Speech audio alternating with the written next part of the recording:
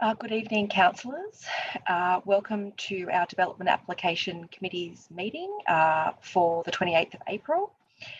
Obviously tonight, this is our first DAC meeting via webcast and via Zoom. I'll open the meeting at 6:10, and I'll also note our Indigenous acknowledgement and also our prayer. Newcastle City Council acknowledges that we are meeting on the traditional country of the Awabakala Worimi peoples. We recognise and respect their cultural heritage, beliefs and continuing relationship with the land, and they are the proud survivors of more than 200 years of dispossession. Council reiterates its commitment to address disadvantages and attain justice for Aboriginal and Torres Strait Islander peoples of this community. Almighty God, we humbly ask you to bless this meeting, direct and prosper our deliberations for the advancement of your glory and the true welfare of the people of Newcastle. Ladies and gentlemen, will you honour the memory of those who served and died that we might meet here in peace?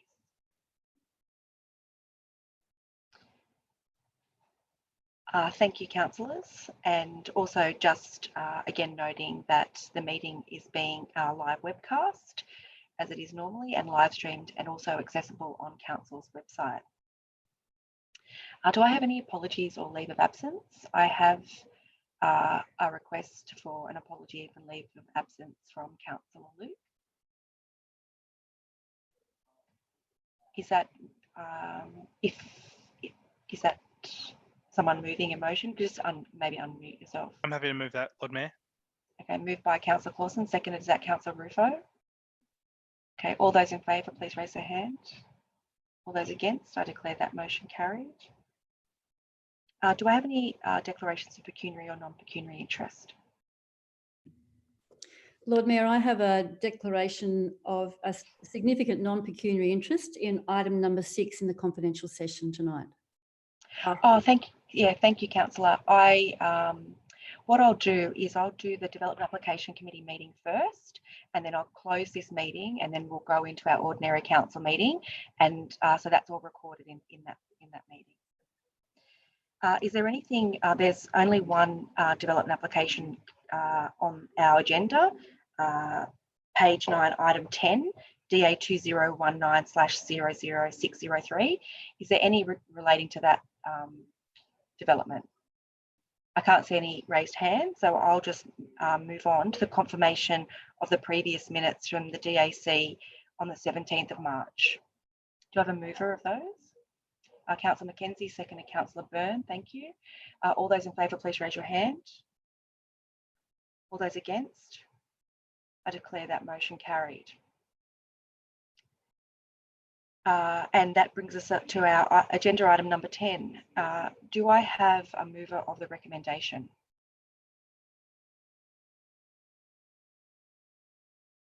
Councillor Mackenzie, do I have a seconder? Councillor Byrne. Councillor, would you like to speak to the motion? No, thank you, Lord Mayor. Just moving the motion as listed in the business papers. Certainly. As seconder, Councillor Byrne, would you like to speak to the motion? No, thank you, Lord Mayor. Reserve my right. Would any other councillors like to speak to the motion? Okay, there's no indication of a discussion or debate. I will go back to the mover if he would like a right of reply. Thank you, Lord Mayor. Just to reiterate that the assessment by the planning officers provided in the report is sufficient.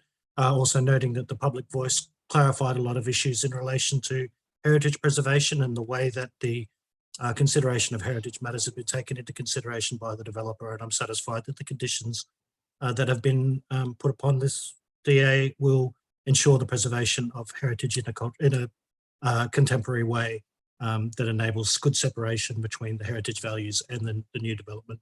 So very happy to support this. Thank you, Councillor. As that concludes the debate, I'll put the motion as moved and seconded. All those in favour, please raise your hand. If you could just keep them up while I read you out. Councillor Rufo, Councillor Mackenzie, Councillor Church, Councillor Winnie Barts, Councillor Clausen, Councillor White, Councillor Byrne, Councillor Elliott, Councillor Dunn, Councillor Duncan. Are there any votes against?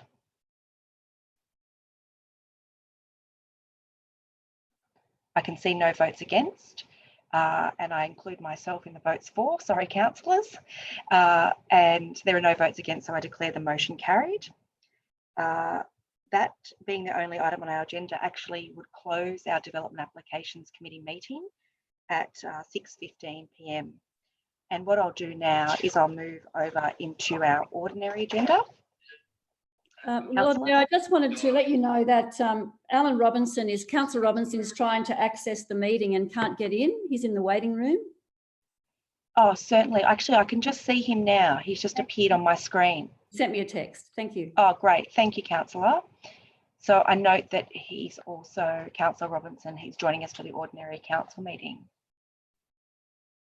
What I'll do is, as per our previous discussion, I'll open the ordinary council meeting at 6:15 p.m. And again, I'll just note to councillors and obviously to those watching via webcast that we're obviously holding this meeting for the first time remotely via Zoom and obviously commencing at 6:15 p.m. And we're noting that as with all council meetings, this meeting is live streamed and also accessible on council's website. And I'd also ask again, if we have any apologies of leave or absence, noting that I have had a request from Councillor Luke, who is attending to some family issues this evening.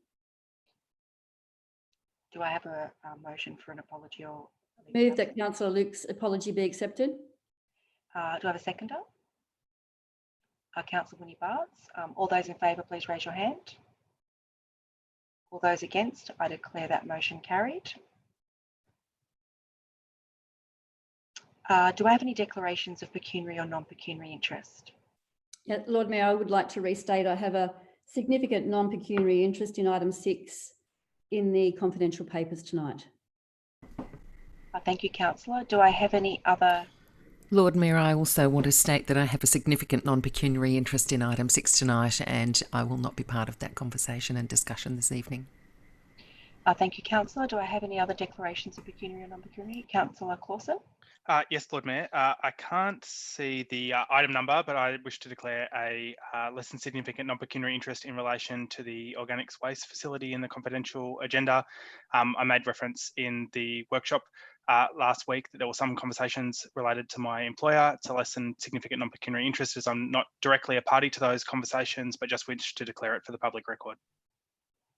Okay, thank you, Councillor. Is there any further declarations? Apologies, Lord Mayor. Council Services have kindly clarified that's item number 5 was the item that I declared the interest in. Great, thank you.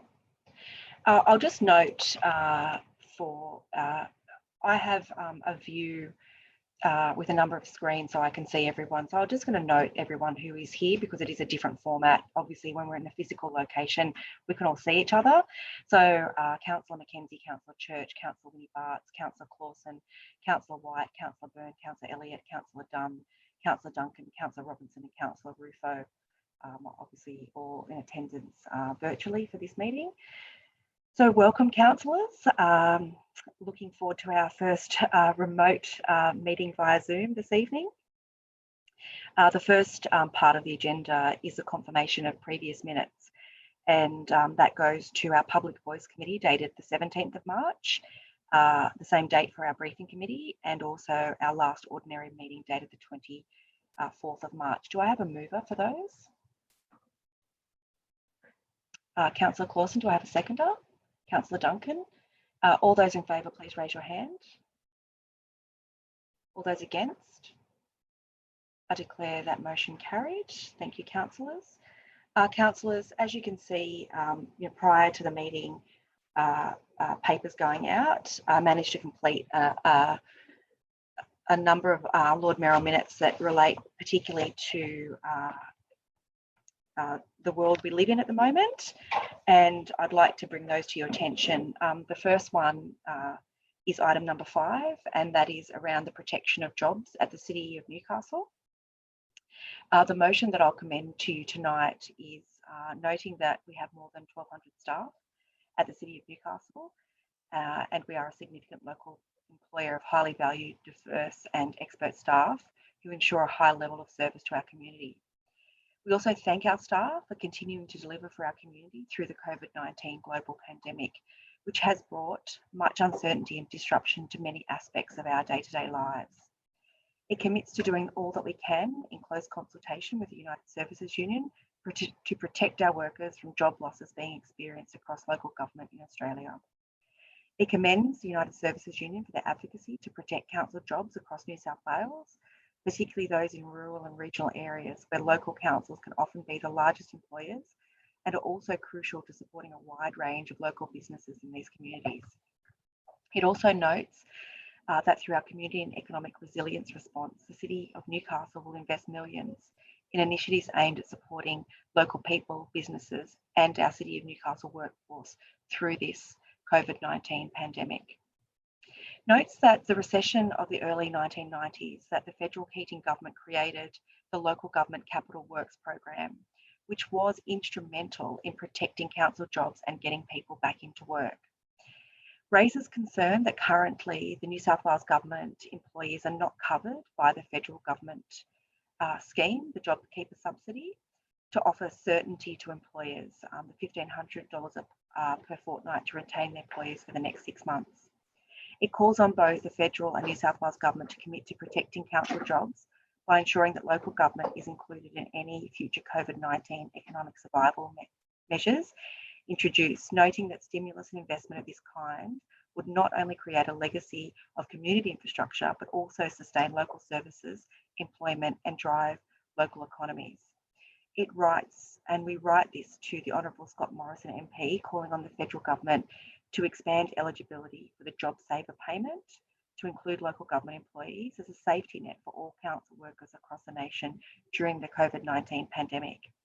And I've obviously, as you would have already seen, included a number of background information in the background around the predicted job losses in local government, not just here in New South Wales, but also across the country, and also the advocacy around future economic survival packages, and some of the federal advocacy around including local government into that JobKeeper payment, and noting that without that inclusion, and still with measures that have been announced recently by the New South Wales government, that often the most vulnerable employees are not actually protected under those schemes. And that goes to the protection particularly of casual employees in non-traditional local government services, which being a city of our size outside metropolitan Sydney, we do provide a number of non-traditional local government services that would have effects for those staff members. I'll commend the motion to you and open it up for discussion. Is there any discussion, councillors?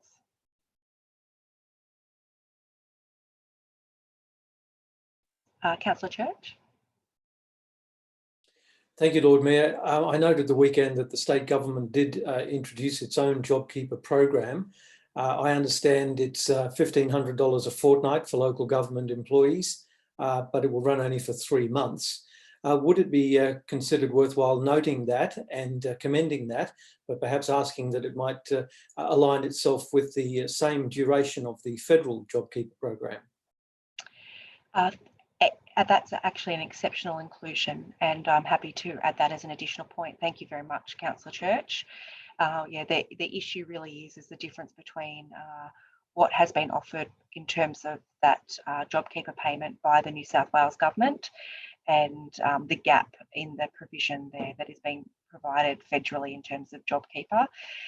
I also note that federally they have pushed all of the JobKeeper payments or any packages at this point onto their state government counterparts. And I don't know that there's necessarily fairness in that, particularly in rural and regional communities where local government is the main employer in some of those townships. But that's an excellent addition. Is there any further discussion, councillors? Lord Mayor, should that be formally moved, or how would you like to incorporate that? I'm happy to add it as a point 10, if that suits the councillors, if that suits you, councillor. Great. Is there any other discussion, councillors?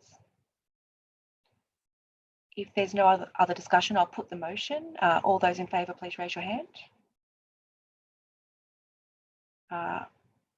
Are there any votes against?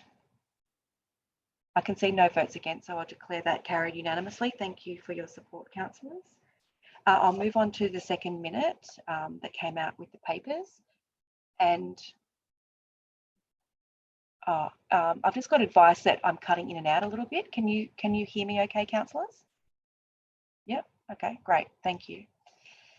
The second minute is the Local Government New South Wales COVID-19 financial support. It's in line with the advocacy that a number of councils have been doing together with Local Government New South Wales. It calls on the federal government and the New South Wales government to urgently deliver comprehensive and multifaceted financial support and stimulus packages to local government to enable them to continue to operate effectively and provide essential services during the COVID-19 pandemic.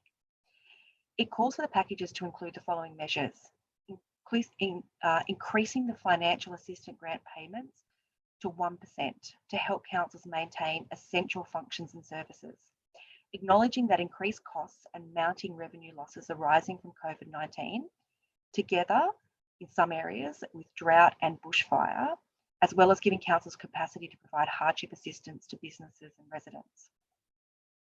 Immediate financial assistance support council employees, especially in early education and care. Provide stimulus funding for councils for projects that will help sustain council operations and boost local economies.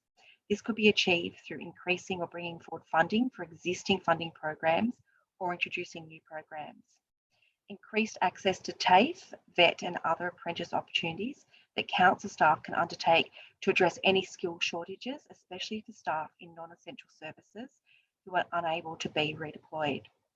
Ensure that the City of Newcastle is not deemed ineligible for any future grant funding or stimulus funding due to our status as metropolitan or regional, given the ongoing uncertainty that exists regarding this matter between the state and federal governments. Commends the New South Wales and federal government on their stewardship during the crisis and commits to working in partnership to protect community health and sustain local economies through this crisis. And the fourth part of the motion is writing to all our local, state and federal MPs and also our state and federal shadow ministers for these portfolios and ministers for these portfolios. I think councils have a copy of the motion. I don't know if I need to read every single one of them out. It also endorses Local Government New South Wales sector-wide campaign to obtain financial assistance, employment support and stimulus funding for the local government sector. And we also then advise the President, LG-NSW Linda Scott, of the passing of this Lord Mayoral Minute if councillors so choose to do so. And obviously you've had a chance, but there's some detailed background around the joined up campaign between a number of councils and Local Government New South Wales that has been going now for a little bit over a week, and a number of councils have signed up, and it's my understanding that that has actually helped push some of the recent announcements, particularly from the New South Wales government around support for local government. I'll commend this motion to you and open it up for discussion. Is there any discussion, councillors? I can't see any discussion. If so, I'm happy to commend the minute. Everyone would have had it for quite some time, and take it by vote. All those in favour of the minute, please raise your hand. Are there any votes against? I can't see any votes against, and if there's no votes against, I'll declare that carried unanimously. Thank you again, councillors, for your support. Councillors, this is the minute that I completed late this afternoon, trying to pull together as much information as I could around advocacy we could do regarding how we could, at the City of Newcastle, fast track infrastructure stimulus opportunities, going hand in glove with the work we're doing through our community and economic resilience package, and also the City Task Force and partners as that moves forward into the phase 2 of the delivery of that package. The motion is in 2 parts. Part A notes that on Sunday, the 26th of April, the New South Wales Treasurer, the Honourable Dominic Perrottet MP and Minister for Local Government, the Honourable Shelley Hancock MP, announced a $395 million economic stimulus package to safeguard council jobs, services and infrastructure. Thanks the New South Wales Government for recognising the critical importance of the local government sector as we continue to provide essential services to our communities through the COVID-19 global pandemic. Notes that while this stimulus package is welcomed, raises some concerns regarding the structure of the package, particularly with the majority of stimulus investment coming in the form of low-cost loans only tied to the Fit for the Future performance, which many councils, not us, but many councils could be ineligible for or struggle to pay back, given the impact on the revenue side of all councils' balance sheet because of COVID-19. A greater debt burden in the local government sector will not see us successfully emerge from this COVID-19 crisis. It seeks the support of the New South Wales and federal government for a dedicated local infrastructure stimulus program with funding for both large-scale infrastructure projects and the notion of a local government New Deal aimed at protecting jobs by building and improving much needed, rapidly deliverable, smaller scale infrastructure projects such as, and we all know from our work as councillors, these are very important to our community, such as local roads, gutters, footpaths, playgrounds, parks, community and recreation facilities, as well as large scale tree planting through our city and suburbs. Part B of the motion is focusing on the larger economic stimulus projects, and that we once again at the City of Newcastle call on the New South Wales Government and federal governments to expedite the delivery of the catalyst areas for the Greater Newcastle projects, as identified in the Greater Newcastle Metropolitan Plan. These catalyst areas, as you know, as councillors, are endorsed by the New South Wales Government as projects that will lead to significant jobs growth across the Greater Newcastle area, together with the immediate funding and support following large-scale infrastructure and community support initiatives, as we previously outlined in our budget submission at the end of last year to this year's proposed budgets, both at a state and federal level, that have been delayed to the end of the year.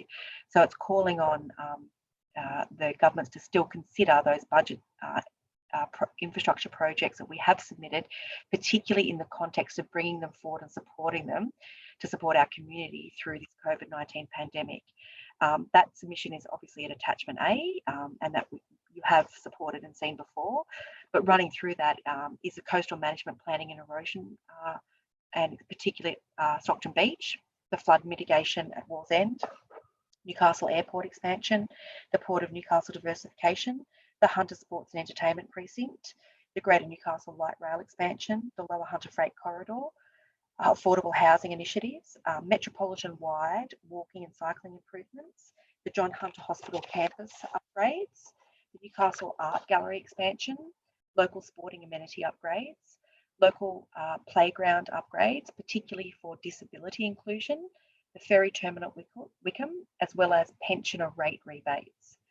The other parts, the successive parts of this motion would also call to present a number of additional specific large-scale infrastructure projects that we have actively been seeking grant funding for, but are yet to receive support from the New South Wales or federal government. And they include the discussion we've been having around building an organics facility at Summerhill, the Richmond Vale Rail Trail, the Newcastle Beach Community Facility, the stage 2 of that project, which is unfunded, the junction to Merriweather Cycleway, the Newcastle West Bi-Directional Cycleway, which is the West End phase 1, stage 2, the Newcastle East End Streetscape Upgrades and Cycleway, which is stage 1, phase 1, the Foreshore Park All Abilities Playground, the Western Corridor Active Hub, as well as our local centre program that's upgrading our local centres through the city. The ones that are currently in the planning are Jocelyn Street, Katara, Llewellyn Street, Merriweather, Shortland, as well as stage 1 at Stockton. The third part of the motion also just brings your attention to a request from the Deputy Prime Minister, the Honourable Michael McCormack, to submit a list of local government land transport infrastructure projects that would have the potential for construction to commence in 3 to 6 months. And that is provided at attachment B. And they total more than $62 million worth of infrastructure investment in obviously land transport. And I've listed a number of those projects that the staff have prepared and sent back to the Deputy Prime Minister for his consideration to fast track those projects as part of a federal government stimulus package for road projects. I can list them all out, but I'm assuming that councillors would have had a chance to read through those projects. Yeah, I can see some nodding. And I thank also the staff in the preparation of that document that has gone back to the DPM, and just want to make sure councillors were aware of that and had an opportunity to together support that advocacy. The final part is that we actually convey this information not only to the Prime Minister and the Treasurer, but also our local members, as well as the Premier and the Deputy Premier, as well as the representatives in the shadow portfolios, as well as the local MPs, and seek their support for these projects to help us advocate at the City of Newcastle to create and retain local jobs and stimulate the local and broader economy. Part C is the final part of the motion, and that actually touches on a concept of a local government New Deal. And I ask councillors to support this concept and join with the Inner West Council through Mayor Darcy Byrne in a proposal to actually institute a local government New Deal, which includes local government, New South Wales and federal government's investment in local infrastructure renewal to help generate employment across New South Wales and Australia. So it really just formulates everything that we've discussed in the previous two motions, as well as this substantive motion. It also advises us to advise the New South Wales and federal governments that a local government New Deal would comprise of infrastructure renewal works to help improve basic community infrastructure, such as footpaths, roads, parks, recreation facilities, which could be brought forward, as we've already outlined and suggested, and expedited with the assistance of immediate New South Wales and federal capital investment.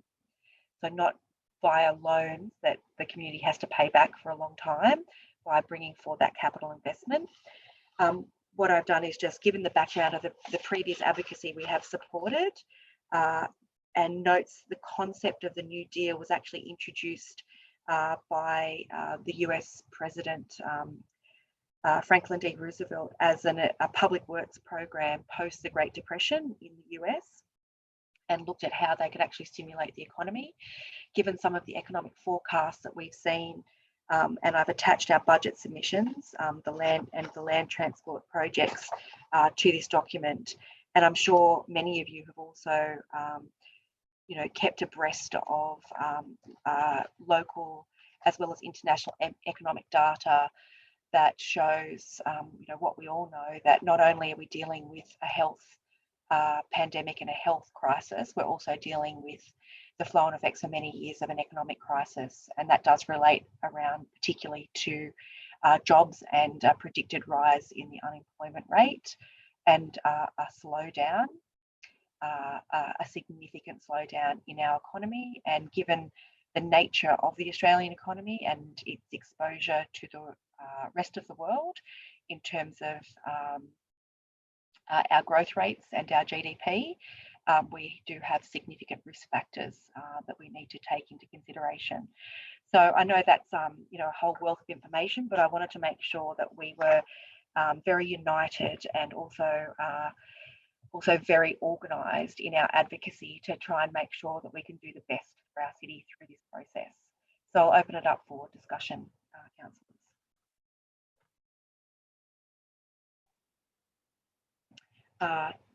Lord Mayor, I've put my name in the chat. I'm not sure if you've seen that. Oh, yes, I have. I'm just looking to have a look. And yes, Councillor Elliott, and I've got Councillor Mackenzie.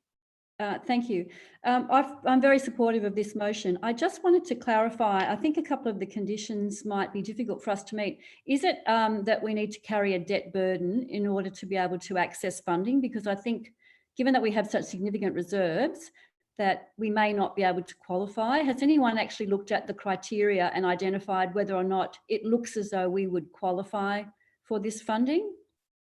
So the information that we have at hand over the Sunday morning announcement from Local Government New South Wales and the Minister actually announced a stimulus package that wasn't direct capital investment in the form of grants to local government. It was low interest loans only.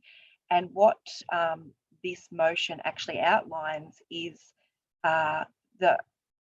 the issue with that as a process, in that it just a lot of councils would not be not only eligible, we would be eligible because we are fit for the future, but what it does is basically not actually give any money into local government. It just makes local government go into debt for future generations to bring forward these infrastructure projects. So I have a real issue with that, because it's not actually a stimulus package. It's an offer of low interest loans only. And what I would like to advocate for, and particularly around the New Deal concept, is it shouldn't just be the burden of the New South Wales government. It should absolutely also fall at the feet of the federal government.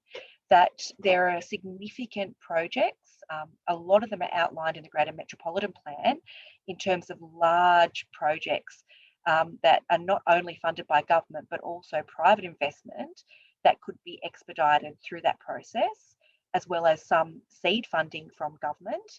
But there's also a lot of smaller projects that we can bring forward if we actually have that grant funding or that direct funding from state or federal government to local government to actually get the projects done, not actually just take out a loan and go into debt for them. Does that make that clear? Thank you. Councillor Mackenzie. Thank you, Lord Mayor. Can I just echo your thanks to the staff for putting this document together at such short notice or such a rapid turnaround. It's a very good document, and it does put us in a very prominent position in relation to other councils who will be interested in receiving funding under the similar sorts of stimulus packages. I'm supportive of all of the all of the proposals. They're not unfamiliar to us. We've seen, I think, all, or if not most of these previously in various agreements that we have put into place. If I can make one recommendation or one amendment for inclusion, just under Part B, number 2, I would like to see us include the Broadmeadow Locomotive Depot Restoration Project. We have raised it previously in council, and we've also had the Livable Cities Committee investigating the current status of that project. Certainly it's not as far advanced as some of the other projects that are listed here, but I think in the context of identifying projects that create opportunities, that have make use of partnerships between state and local government, and represent significant infrastructure investment that can kickstart industry redevelopment in the city, I think is one that belongs in that otherwise impressive list. But other than that, very happy to support this. And once again, thanks to the staff for putting this together at such short notice. Thank you, Councillor. And yes, I'm happy to include that in as a dot point under the local centre program. And I know that we have raised that, just clarifying that the projects in point 2, council is a lead agency for the delivery, but noting that we're not the lead agency because that's not on our land, but obviously we're doing a fair amount of advocacy in that space. I've got Councillor Church. Thank you, Lord Mayor. I want to join Councillor Mackenzie and others in commending you and the staff for this document. It's a very impressive list, and it clearly indicates to the community where our project priorities are. And it's wonderful that so many are shovel ready and that we're in a position, hopefully, to gain funding and get these things moving. I think there's nothing more important as we solve the COVID-19 health crisis that we quickly move to the economic burden that this community and this state and nation are going to feel. I don't think it can be understated. I'm not sure everybody's aware of just how serious it's going to be, but local government can certainly play its part because we're close to communities, we're on the ground, and these are projects we want to do anyway. They will benefit our community. One question, Lord Mayor, and I don't want to simply make this just a wish list of adding pet projects to the list of priorities, but I have searched your memo. I see no mention of our ocean baths refurbishments. We did receive a public voice presentation only a few weeks ago. The Director of Infrastructure noted that it is a big project in the tens of millions of dollars. I don't think we can do that one on our own and would certainly need either state or federal support. Would you and my fellow councillors consider adding our ocean baths and their refurbishment to this list? Yes, absolutely. I absolutely agree with you. It is obviously in our domain to do that delivery of that project. In point two, what I tried to do was projects that were already at a shovel-ready phase, and we know from discussions with all of us that the ocean baths is a priority. But at this point in time, until the community haven't gone through their consultative process to determine what they would like to see there, it particularly around the pavilions would not be, I wouldn't consider it a shovel-ready project because they haven't gone through that community design process. But I think that we should absolutely add it because parts of that work, particularly around the pool, may actually, depending on, you know, if local government does get a direct stimulus, may actually be able to be included. So I think that's a great point, and I'll just add it to point two after John Mackenzie's addition. If councillors are happy with that, I'm just, you know, I can see nodding, so that's great. Thank you for that addition. And is there any other discussion? I'm just looking here. I've got Councillor Elliott, Councillor Mackenzie, Councillor Church. I just don't want to miss anybody else out if they wanted to discuss this any further. I can't see any hands being raised. I won't restate the motion because it is quite comprehensive and quite long. And what we have been trying to do is stay abreast of all the current information and pull together what may or may not be available in a timely fashion ready for this meeting. So we could look at how we moved into a phase 2 recovery. And Councillor Church, you're absolutely correct. You know, everything that I'm reading and seeing has us in you know, significant ongoing prolonged negative growth in terms of economic recovery, a very depressed job market with a lot of slack in it for quite some time. And although we've been very successful in this country as well as New Zealand at suppressing the outbreak of COVID, it has come at a significant economic impact. And the only way we can move more quickly out of that is that as the health restrictions ease and as we move into this phase 2 recovery, that we make sure we are creating jobs, and jobs in regional areas that service, jobs in Newcastle service this whole region and vice versa. So I think it's really important that we maintain this advocacy. I have to tell you, councillors, I do get really concerned, and I know we brought it up in the last minute, that we will somehow, through different categorisations of metro and regional, somehow be left off metro lists and left off regional lists. And I really want to see if we can be really united in maintaining that front, that these are very important projects, not just to the city, but also to the region. So I commend this motion to you, and I'll put this to councillors. All those in favour, raise your hand. I can see all hands. I'll just ask if there's anyone against the motion.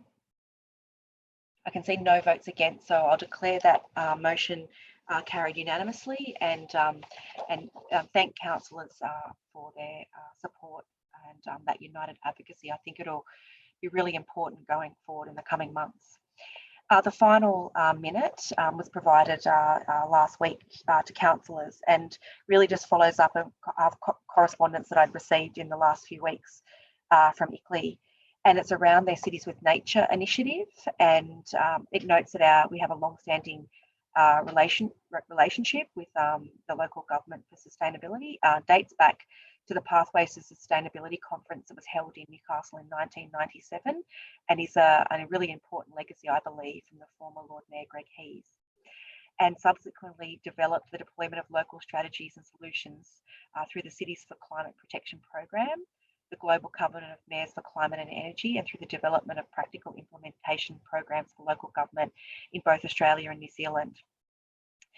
That we as a council accept ICLEI Oceania's invitation to become a pioneer city for their new Cities with Nature program, which is an Australian initiative and it's aimed at recognising and enhancing the value of nature in and around cities across the world, noting that this initiative provides a shared platform for cities and their partners to engage and connect, working in a shared commitment towards a more sustainable urban world.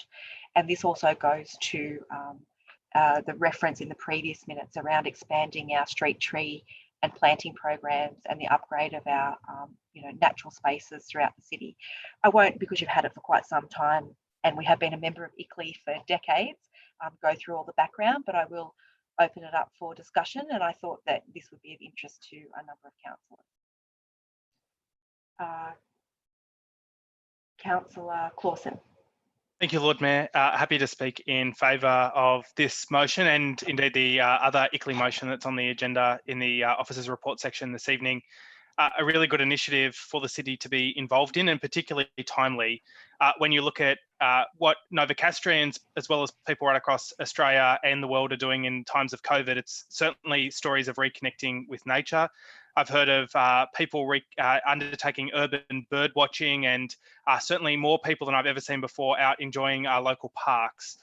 So hopefully, despite the fact that we spoke at length about some of the very negative economic consequences in particular about COVID, hopefully some of the positives come from the reconnection of our communities back with nature and an understanding and appreciation of the important role that local government plays, and then using ICLEI as a potential platform to continue that and make sure that we can really deliver that local Green New Deal that we've been talking about as well.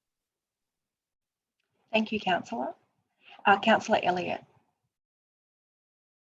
Yeah, thank you, Lord Mayor. I would like to echo Councillor Clausen's comments, and particularly that he noted that in this COVID environment, people are getting back to nature and spending more time trying to connect with their environment. I just note that we've also been a member of this for quite a long time, and I see that the benefits of being a pioneer city include us participating in a national event towards the end of 2020. Is it possible for someone to advise what kinds of events do we participate in? How do we participate?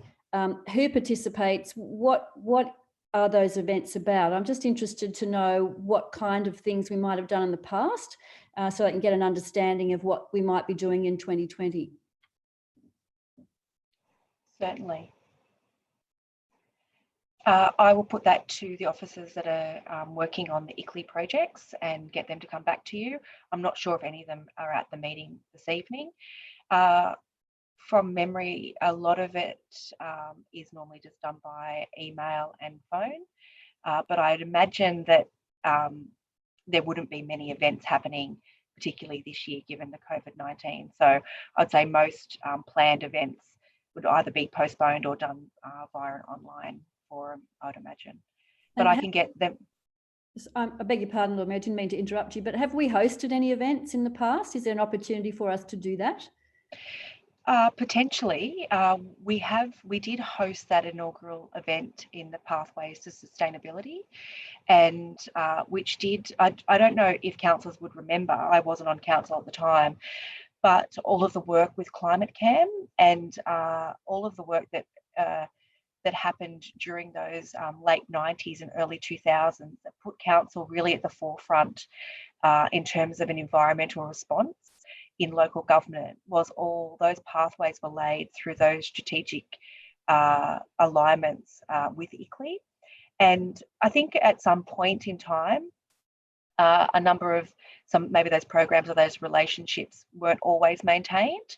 But in recent years, particularly with us being declared a UN city and working closely with other cities, not only in disaster risk reduction, but also around the Sustainable Development Goals, there is a lot of liaising, not just between our staff and staff at other cities around those projects and those shared projects. There's also a good spirit of collaboration happening within the City of Newcastle, particularly around those United Nations Sustainable Development Goals. And I know that a number of private organisations have adopted them as we have as part of their strategic plan and in the city, and are working in collaboration and partnership and looking at actually doing a memorandum of understanding between the private sector, local government. I know the University of Newcastle is also involved. And I think there was actually going to be a meeting of those different groups in March, but it's been postponed, obviously, because of the COVID restrictions on meetings. But I will ask staff to maybe come back to us with those questions on notice about if they had anything planned for those meetings. Do I have any other discussion, councillors? If there's no discussion, I'll put the motion. All those in favour, please raise your hand. All those against, raise their hand. I can't see any votes against, so I'll declare that motion carried unanimously. Thank you again, councillors, for that unanimous support. It's very much appreciated. I think the Cities with Nature will be a very good initiative for the City of Newcastle. What I will go into is our reports by council officers. Given that it's a relatively short agenda, unless there's an objection, I might just go through the run sheet as it's in order rather than calling out different items for discussion. So I'll just go to item 18, the practice note, Code of Meeting Practice. Is there a mover of the motion? Councillor Clausen? Do I have a seconder? Councillor Mackenzie, would you like to speak to the motion, councillor? Yes, thank you, Lord Mayor. Lord Mayor, just before the meeting, there was a memo uploaded to our iPads from the Governance Director regarding the meeting schedule. So councillors will recall that at the last meeting of council, we resolved while we were sorting out the AV technology, to limit the number of council meetings so that the DAC and the ordinary council meeting was held on the same night, which is what occurred this evening. The officer's report just recommends that we return the DAC night to be in the same night as public voice. So essentially our normal meeting sequence. The only addition, of course, is that there'll be an extraordinary council meeting in the second week of May, and so that's captured in the memo. So given that it's substantially consistent with how council would normally operate just in this new electronic environment, I'm happy to move the revised recommendation that's come from the Director of Governance. Okay, and as a seconder, Councillor Mackenzie, are you comfortable with that revision? Yes, thank you, Lord Mayor. I'll open that up for discussion. Our council is happy with the memo. I've just looked it up. It was uploaded, I think, just as we started the meeting to the hub. Does everyone have a copy of it? Yes, great, I can see. Okay, is there Councillor Church? Thank you, Lord Mayor. I'm happy with the change schedule, and I think that makes a lot of sense. And I think everybody's to be commended for their ability to be flexible in this changing environment and meeting remotely. There is one part of the paper that concerns me, and it's simply an interpretation of taking an existing practice and putting it into the virtual world. But I just want to raise it so it's on the record. And it relates to the way that this council handles confidential business papers. In many cases, the confidential papers are only provided to councillors in electronic form and previously in hard copy form at the time of discussion. And then they're made unavailable after the closed session has concluded. My concern is that under the Local Government Act, councillors are required to make informed and well-considered decisions. And it's very difficult when they're done in a closed environment where we're asked to read very dense documents not have a lot of thinking time or consideration of these matters. And I would ask councillors and management to consider the provision of these matters, these urgent papers, these confidential papers, where possible, 24 hours beforehand, but more importantly, to make sure that they remain available to councillors for research and for referring to at a later stage. The fact that they're made unavailable at the end of a session troubles me, and I think it makes my job difficult to be making well-informed and considered decisions. Is there any other discussion from councillors?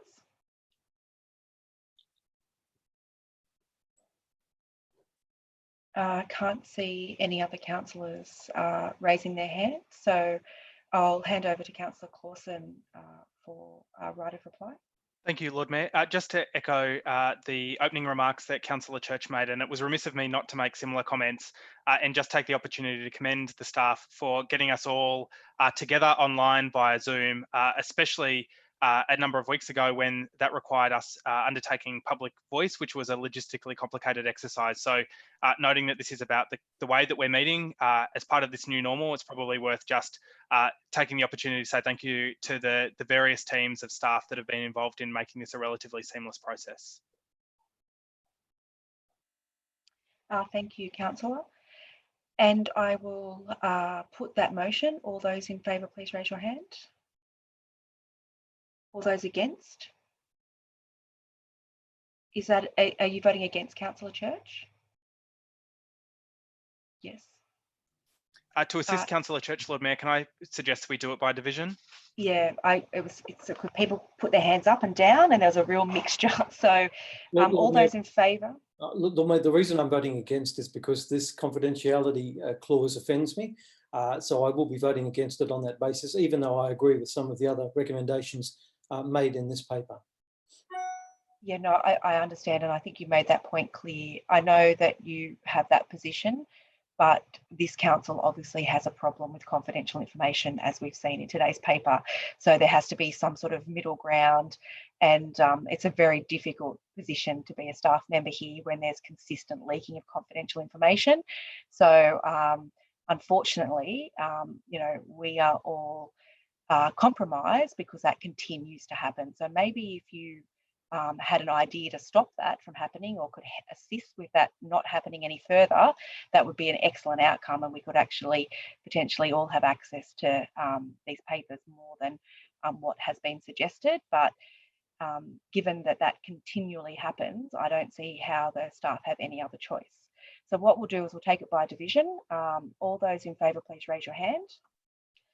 Councillor Nelms, Councillor Mackenzie, Councillor Winnie Bartz, Councillor Clausen, Councillor White, Councillor Duncan, Councillor Dunn, Councillor Rufo, Councillor Byrne. All those against, please raise your hand. Councillor Elliott, Councillor Church, and Councillor Robinson. Great. Did I capture that correctly, councillors? Great. I just want to make sure everyone's votes recorded correctly. I will move on to item 19, the Ickley Regional Executive Committee. Do I have a mover of the motion? Happy to move that, Lord Mayor. Councillor Clausen, do I have a seconder? Councillor Byrne, is there any discussion? Lord Mayor, just a suggestion. Given your role involves representing councillor on a number of bodies like this, perhaps it might be worth adding this if it's not already in the delegations, or I'm just very happy to move it as it's currently written. That's not a problem, but just for clarity in future. Certainly. So you're saying endorse the nomination of the Lord Mayor or delegate? Yes. Yeah, that's no problem. That actually suits me. Leslie can still have to attend. Is the seconder happy with that? Yes. Okay. Is there any discussion? If there's no discussion, would you like a right of reply, councillor? I'll put the motion. All those in favour, please raise your hand. Councillor Nelms, Councillor Mackenzie, Councillor Winnie Bartz, Councillor Clausen, Councillor White, Councillor Rufo, Councillor Dunn, Councillor Duncan, Councillor Church, Councillor Robinson, Councillor Byrne, Councillor Elliott. There are no votes against. Thank you, councillors. I'll move on to item 20, the Executive Monthly Performance Report. Do I have a mover of the recommendation? Councillor Byrne? Sorry, Councillor Byrne, was that a hand? I'm not sure. Sorry. Yes? Yes? So do I have a microphone was seconder? on. Yes, that's a yes. Oh, great. Thank you. Do I have a seconder? Councillor Mackenzie? Would you like to speak to the motion, councillor? No, thank you, Lord Mayor. Is there any discussion? Councillor Church? Thank you, Lord Mayor. I just want to make some comments about the Public Works program summary. I believe it reveals some concerning underspends in areas that I think would be very important to the community. And I won't labour these points, but what we're seeing is a significant underspend in some areas. 45% underspend in the city centre revitalisation, $1 million budgeted, and we've only spent $380 to date. Nothing spent this year on Blackbutt Reserve. 48% underspend on cycleways, a 33% underspend on aquatic centres, and interestingly, a 94% underspend on cemeteries. Let's hope we don't need them. I think we need to readdress our priorities. We have agreed to spend these budgeted amounts in our work summary, and it's clear that we're falling behind on a couple of these key matters. And I seek an assurance from the team that this will be remedied, hopefully, in the foreseeable future, recognising the importance of capital works and public works programs at this time. Certainly. Is there any further discussion, or did any of the staff involved in the preparation want to make a comment? Because the report actually does indicate, have a different indication to maybe that comment.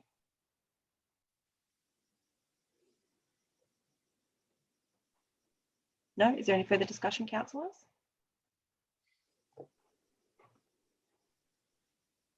I will ask for a right of reply by Councillor Byrne, if you'd like one. No right of reply, Lord Mayor. I'll put the motion. All those in favour, please raise their hands. Councillor Nelms, Councillor Mackenzie, Councillor Winnie Bartz, Councillor Clausen, Councillor White, Councillor Duncan, Councillor Byrne, Councillor Rufo, Councillor Robinson, Councillor Dunn. All those against? Councillor Church and Councillor Elliott. Thank you, councillors. I declare that motion carried.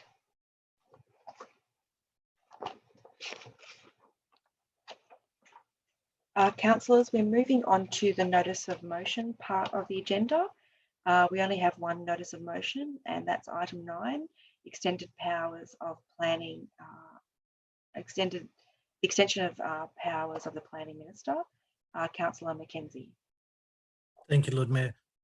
Just by way of explanation, this motion was put together based on the earlier representations from the Minister for Planning and Public Spaces, particularly on the 3rd of April, which indicated that there were some changes to the Environmental Planning and Assessment Act as a result of COVID-19 preparations, although they were quite unclear as to what extent those powers would be altered. And this motion was intended initially to get some clarity around what they look like and to reaffirm our support for existing planning decision-making and the infrastructure surrounding that. To some extent, this has been made a bit clearer as a consequence of earlier today, a press release from that same minister outlining the criteria and outlining the first, what's referred to as the first tranche of projects, the 24 projects that will be fast-tracked under this particular proposal. So what I would, instead of moving the motion that's in the minutes, I'd like to instead move the motion which I had sent to all councillors earlier today. It was altered as a consequence both of feedback from other councillors, but also from the director's report, which has been provided in the business papers as well. It's quite extensive, quite an extensive motion, but I'm hoping that everybody's had an opportunity to see it. Sufficient that I can get a seconder or, and I'm happy to answer any specific questions that people have in relation to it. Sorry, councillor, I'm just looking for it in my email. I think I don't have it. So is it, Right. what time did you send it? Good question. I would say about 2 o'clock. Okay. Does everybody else have it? Yeah, I've got a few thumbs up.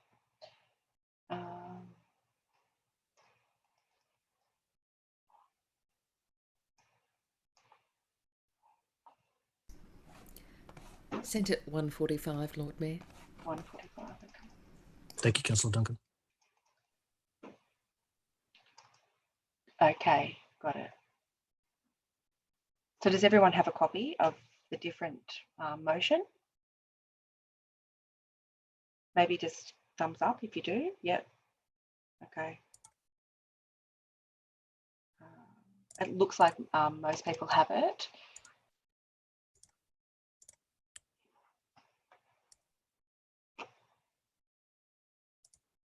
Is there anyone that's happy to second the change document?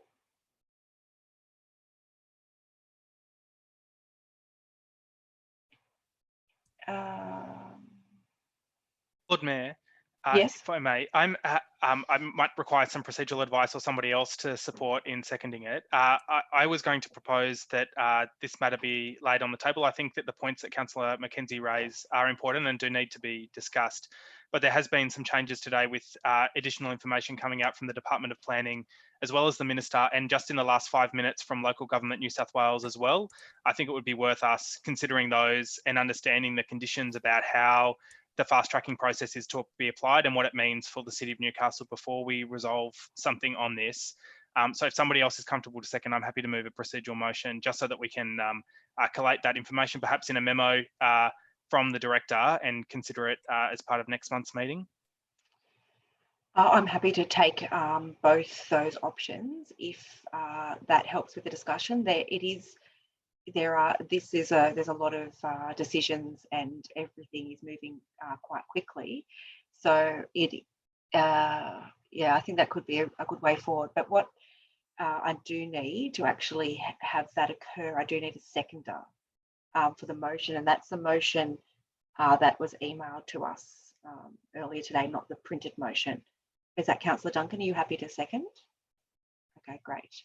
So that means we have a motion before us. So that's open for discussion and obviously open for procedural motions. Maybe what I might like to do is, before I hear a procedural motion, because it needs to be put without further discussion, is maybe hear from Councillor Mackenzie as the mover, if that is a way forward to actually dealing with his concerns around changes to the EPNA Act. Thank you, Lord Mayor. We'll take that opportunity. So originally, as the motion outlines, the changes were legislated under the Emergency Measures Act to be utilised in the circumstances where construction was required to protect health, safety and welfare of members of the public, specifically in relation to emergency interventions. And I don't think anybody would have a problem with the construction of emergency facilities, quarantine, overflow, as Councillor Church alluded to, perhaps other types of emergency facilities. The complicating factor was that this was then being used as a basis on which to expand planning and approval processes, which were unclear, certainly, and remain to some degree still unclear. What this motion was calling for was for reassurance, basically, from the state government that they are committed to existing planning processes, that we continue to acknowledge the important role played not just by councils, but also regional planning panels, and especially in the context of state significant projects and projects of potentially large scale impacts on the wider community. That the planning infrastructure decision-making frameworks that we had in order to reach good planning outcomes are still valid, are still righteous, and still should be utilised to get the best possible planning outcomes. I do support that part of the process being laid on the table for further consideration, given that the announcement of what that looks like only came through this morning. But there was a second part to this motion as well, which was the changes to the building and demolition work that was included as part of that COVID-19 Emergency Measures Act, which permitted building and demolition work taking place on weekends and public holidays well outside of the typical construction hours. That, again, no one would dispute that that may be necessary for the purposes of building emergency facilities or responding in a way to public health concerns or safety or welfare issues. But of course, as I would imagine my other Ward 1 councillors would be aware, the consequence of that is having a real personal and psychological impact on community who are, on the one hand, unable to leave their homes in many cases under the current social distancing measures, and in parts of Ward 1 surrounded on all sides by construction, which they are unable to escape from. So for the purposes of Part F of the motion, what it's calling for is to recognise the public amenity impact of the extension of building and demolition work beyond that required for emergency works, to provide some measure of monitoring, not just the noise and public amenity impacts, but also establishing some kinds of protocols and procedures to record public inquiries and complaints in relation to excessive noise and construction. I recognise that council is not the authority under this Act for dealing with those. It's because it's in the context of emergency intervention. There are other state government authorities that are involved, but council will be the organisation that people will come to. We need to be able to communicate back to the relevant authorities the impacts on amenity that is a consequence of these construction changes. So really that's the two parts. One is the changes to what's called the fast tracking, the planning acceleration process, which we need more information about, I agree. And the other is the impact of the extended building hours, and in particular, the impact that that's having on residents who are staying at home, working from home, studying, having their children at home, that it's not, the consequences of extending this construction time is not without its consequences, and that should be monitored and communicated back. Thank you, Lord Mayor and councillors. Thank you, councillor. Is there any further discussion?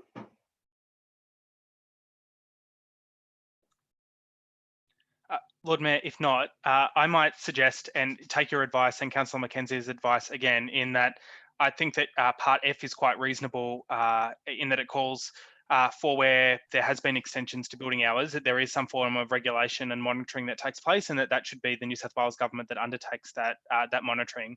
Perhaps a sensible way forward is that if I move a motion to lay it on the table, I lay parts A through to E on the table, which would allow us to communicate with the government a request that there be some monitoring around extensions of those building hours. Certainly. So you would, the motion that's before us would lay Part 1, A through to E on the table, and seeking further advice that's obviously come out today and later this evening around those details around those changes to the EPA Act, and maybe have a more informed discussion about this at our next meeting, but actually look to resolve Part F and Part 2. That's right. From my perspective, Part 2 is consistent with our previous position when it comes to development in the City of Newcastle. Okay, so that's a procedural motion, and that's 1F and Part 2 to be moved, and 1A through to E to lay on the table to seek further advice for the next meeting. Do I have a seconder for that procedural motion? Councillor Winnie Barks. Thank you. Before I take it, I should just see if there's any other councillors that wanted to discuss this before I, just so you had the opportunity for input. Councillor Church. Thank you, Lord Mayor. Simply to thank Councillor Mackenzie for standing firm on that matter. As a fellow Ward 1 councillor, I am very aware that noise around construction is a big issue. He and I are aware, as no doubt Councillor White would be, about issues around the courthouse construction site that's being undertaken at the moment. Weekend work was being undertaken, work was being done before the normal construction time and afterwards, and it did cause a lot of concern and pain. So I commend Councillor Mackenzie for standing firm on that matter. Thank you. Is there any other discussion, councillors, before I take a procedural motion? I can't see any, so I'll take Councillor Clausen's procedural motion, seconded by Councillor Winnie Bartz. I don't need to reiterate it, or do I? I'm just looking for an indication. Do I need to? Okay, we're good. Thank you. I'll put that motion. All those in favour, please raise your hands. Councillor Nelms, Councillor Mackenzie, Councillor Winnie Bartz, Councillor Clausen, Councillor White, Councillor Robinson, Councillor Church, Councillor Rufo, Councillor Byrne, Councillor Dunn, Councillor Elliott, Councillor Duncan. As there are no votes against, I declare that carried unanimously. Thank you, councillors. So that ends the notices of motion part. Sorry, Lord Mayor, does that, we also have to vote on the substantive motion? Yes, we do. That becomes a substantive motion. Thank you, councillor. I'll put that as a substantive motion as moved and seconded by Councillor Mackenzie and Councillor Duncan. All those in favour, please raise your hands. Councillor Nelms, Mackenzie, Winnie Bartz, Clausen, White, Dunn, Byrne, Rufo, Church, Robinson, Elliott, Duncan. There are no votes against, so I declare that motion carried unanimously.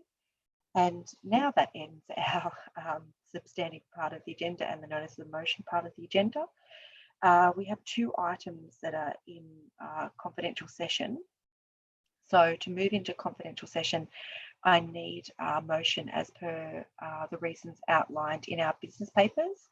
Do I have a motion? Councillor Mackenzie, do I have a seconder? Councillor White. All those in favour, please raise your hand.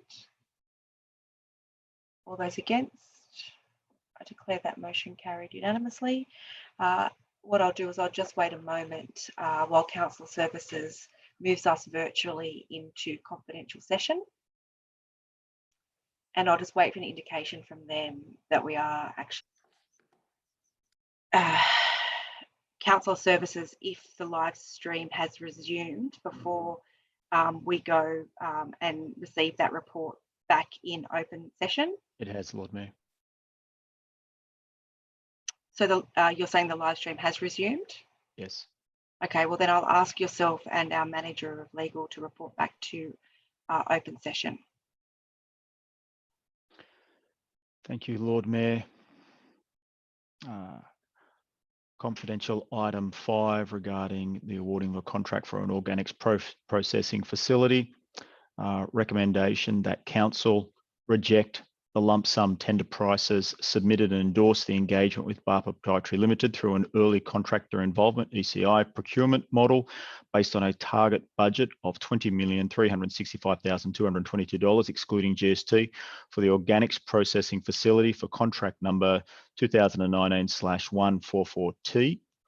Award the contract based on delivery being comprised of 2 separable portions. Council shall fund separable portion 1, design and approvals. During separable portion 1, City of Newcastle will seek third-party funding. Commencement of separable portion 2, which is the construction, will be contingent on CN officers reporting back to Council regarding the success of this funding. CN will condition the contract that BARPA Proprietary Limited give preference to local companies in selecting the trade subcontractors for the project. This confidential report relating to matters specified in Section 10A2D of the Local Government Act 1993 be treated as confidential and remain confidential until the Chief Executive Officer determines otherwise. The second matter was confidential item 6, Code of Conduct matter. The Council resolved to lay confidential item 6 on the table, with Council noting that in December 2018, a review of 2 complaints containing 12 separate issues against Councillor Elliott was undertaken by an independent conduct reviewer in accordance with the procedures for the administration of the Code of Conduct procedures. The independent conduct reviewer determined that 2 of the complaints resulted in a breach of the Code of Conduct by Councillor Elliott. The only matter before Council relates to the recommendation that Councillor Elliott be censured for that conduct in accordance with Section 440G of the Local Government Act 1993 and Clause 7.36J of the procedures. This is one of the limited circumstances under which code of conduct matters are referred to the elected council. Notes that an investigation was undertaken into code of conduct complaints against Councillor Kath Elliott in accordance with the procedures for the administration of the code of conduct. Receives the report of the independent conduct reviewer at attachment A and notes that the report has been reviewed by the Office of Local Government. In accordance with the findings and recommendation of the independent conduct reviewer and to help ensure public accountability, A, name the censured councillor in its resolution, and B, provide details in its resolution of the conduct that has been found to be in breach of the code of conduct. Accepts the findings of the independent conduct reviewer that on 4th of December 2018, Councillor Kath Elliott breached clause 3.1E of the code of conduct by becoming verbally abusive and aggressive towards a member of senior staff. Notes that Councillor Elliott was consulted throughout the investigation and was provided with a formal opportunity to make a written or oral submission to council. In accordance with section 440G of the Local Government Act 1993 and based on the findings and recommendation of the independent conduct reviewer, formally censures Councillor Elliott for breaching clause 3.1E of the code of conduct and treats this confidential report relating to matters specified in section 10A21 of the Local Government Act 1993 as confidential. Pending urgent advice from the Office of Local Government on how to proceed to ensure the delivery of natural justice for this complaint, noting that a copy of the investigation report appears to have been leaked to the media prior to it being distributed to councillors. Councillors were provided a redacted version of the report at 4 p.m. on Tuesday, the 28th of April 2020, after it appeared in the media. Council notes that under the procedures for administering the code, our understanding is that only the respondent, Councillor Elliott, City of Newcastle legal and governance staff, the investigator, and the Office of Local Government had a copy of the investigation report prior to 4 p.m. Thank you. That concludes our ordinary agenda at 9:39 p.m. I'll close our ordinary council meeting.